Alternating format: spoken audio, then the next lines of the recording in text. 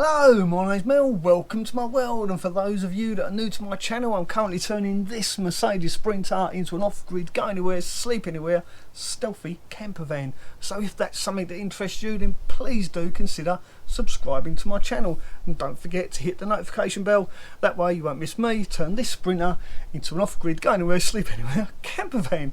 Right, today I'm going to be talking about insulation, but more importantly vapor barrier. So let's get on with it and I'll show you exactly how I'm going to use vapor barrier in this van. So here's a little update on how I've insulated my ceiling. Now I didn't film myself doing it because someone was sawing a tree down over there and it just sounded like a load of motorbikes in the background with their chainsaws and that. It was really noisy, quite annoying. So I've got thus far, and before I do the last bit I thought I'd just fill you in, let you know how I've done it, because I know if I don't I'll get told off. So I've used this Reflectix, it's 25mm thick, and the cross members I've simply put some more timber, the same timber I used for the floor actually, 25 by I think it was 35, and I've used two big heavy duty screws, one at each end. Now up there as well, you can see that, just about, so this gives me a nice flat ceiling hopefully, because you can see they're nice and straight, nice and level, so when I put my cladding up it's going to be all nice and straight and level and yeah, look very symmetrical. And I've simply put the Reflectix up using these big spiky things, these sticky pads, and these are self-adhesive. I've simply stuck those up like that and then use these press-on washery type things to hold them in place and then cut the excess off. And it's done a really neat job, it really looks neat.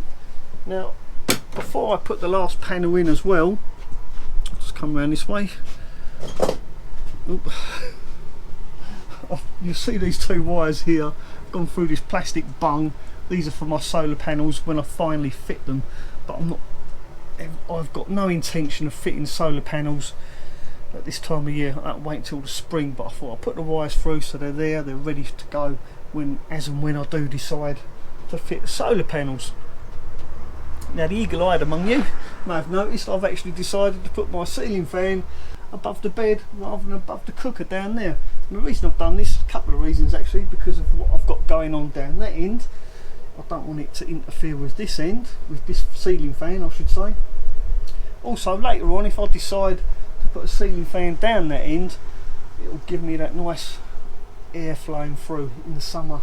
And also when you're laying in bed at night and it's a hot night, to have a fan above the bed's quite nice. The only downside is when it rains it sounds like you're laying under a drum.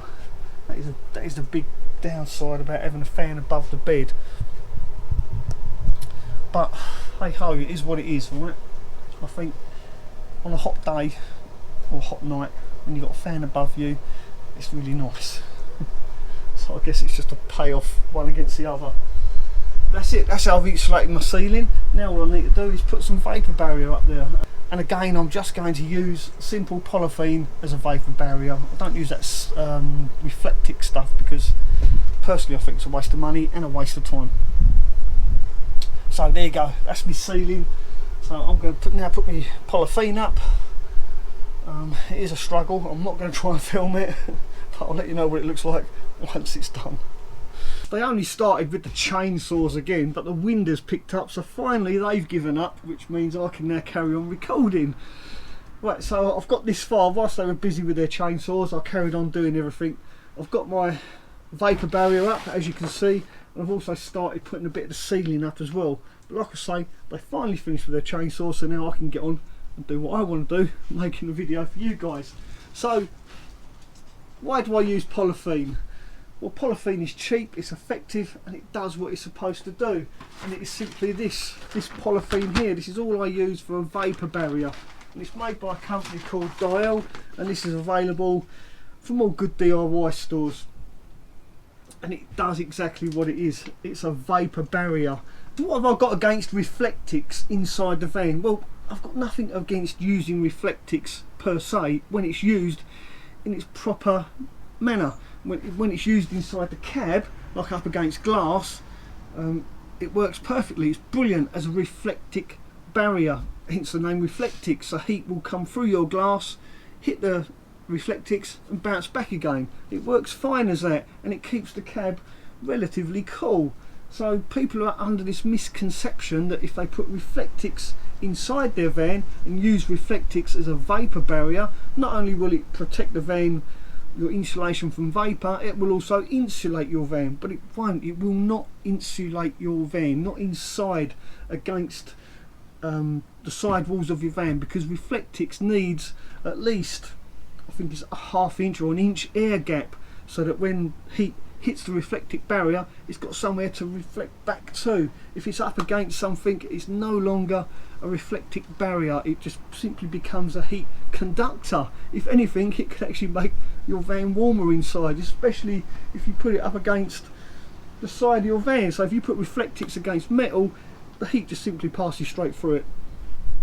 Why do you think they use bubble wrap on top of swimming pools? They develop this kind of bubble wrap stuff. You put it on top of swimming pools, so when the sun hits it, it goes through it and warms the water. So the only difference between that and the Reflectix is that Reflectix is covered in this silver foil, and silver foil is a heat conductor. So the minute you put Reflectix against the side of your van, it stops working. It doesn't do anything. It has no insulation properties whatsoever. It's a Reflectix barrier, it's not an insulator. So I'm sorry if that upsets a lot of people, because I know a lot of people use Reflectix inside their van as a vapour barrier in the hope that it also adds to the insulation, but it doesn't do anything.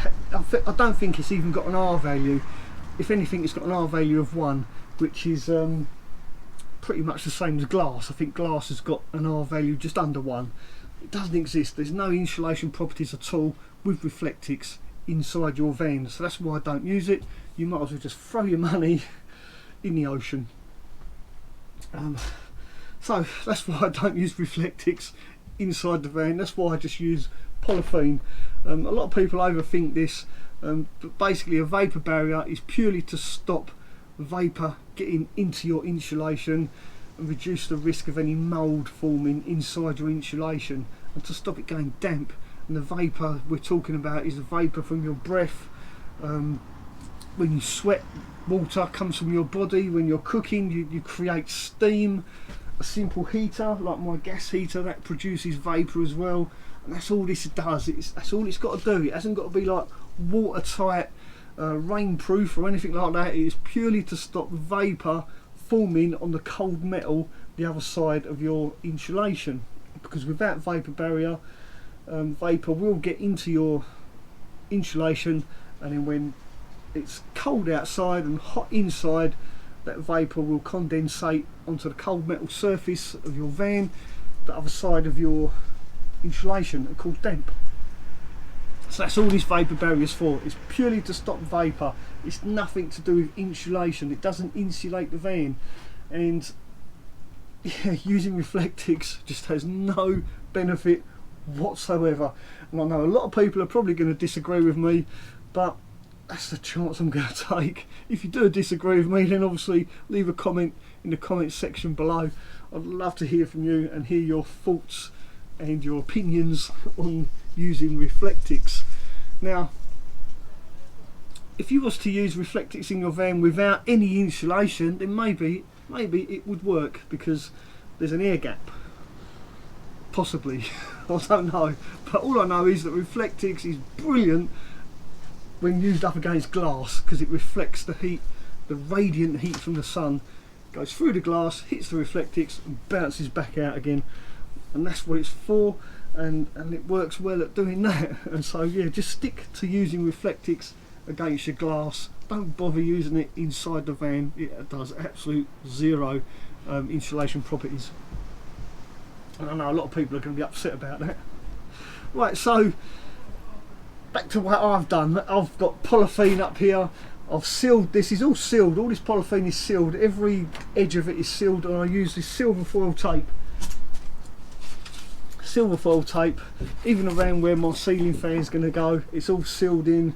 All down the edges is all sealed. Both sides, you can't see it because I've started doing my cladding up there. Now, this wire hanging down here is obviously for my ceiling fan.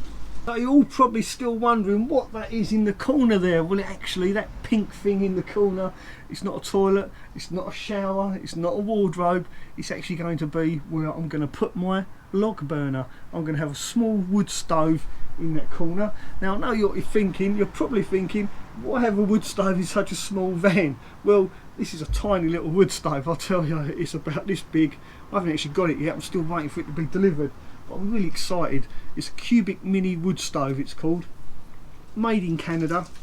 That's why it's taken a while to get here. But it's on its way. I've checked the tracking and it's on its way. Just got to get through customs. So why put a wood burner in such a small van? Well, apparently this year, this winter, 2019 is going to be the coldest winter. According to the Met Office, we've got a really bad winter coming. So I thought, you know what, I'm going to get a wood burner. I'm still going to have a diesel heater as well, just for backup. But my primary heating is going to be a wood burner, hence moving the ceiling fan as well, because obviously this is plastic and my flue's going to come up there. If the wind is blowing in the right direction, I don't want it to melt my ceiling fan cowling. So yeah, that's why I've moved that as well. There's another reason, because of my wood burner. Now, though, talking about log burners, I'd like to say happy birthday, Angie, aka Fire Angel, my journey as a full-time van dweller. That's the name of her YouTube channel. I'll put a link down in the description. She's a full-time van dweller, and she's got in her van a log burner, which is what gave me the idea to put a log burner in this van. Well, not give me the idea, but it inspired me, let's say. She inspired me to fit a log burner in my van. I thought, well, if she can have a log burner in her van, I can have a log burner in mine. So happy birthday, Doris. So I'm really looking forward to fitting a log burner in this camper van, and if that's something that interests you, then please do consider subscribing to my channel.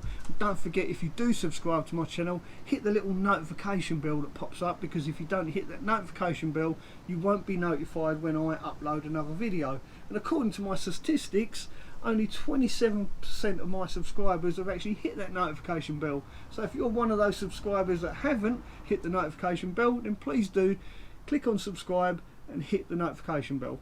That way you won't miss me turn this van into a camper van. And don't forget, if you are new to my channel, please do consider subscribing. By subscribing to my channel, you help me feed a cat. I've got two and they're hungry. Thanks for watching, and I'll see you next time. Ta for now.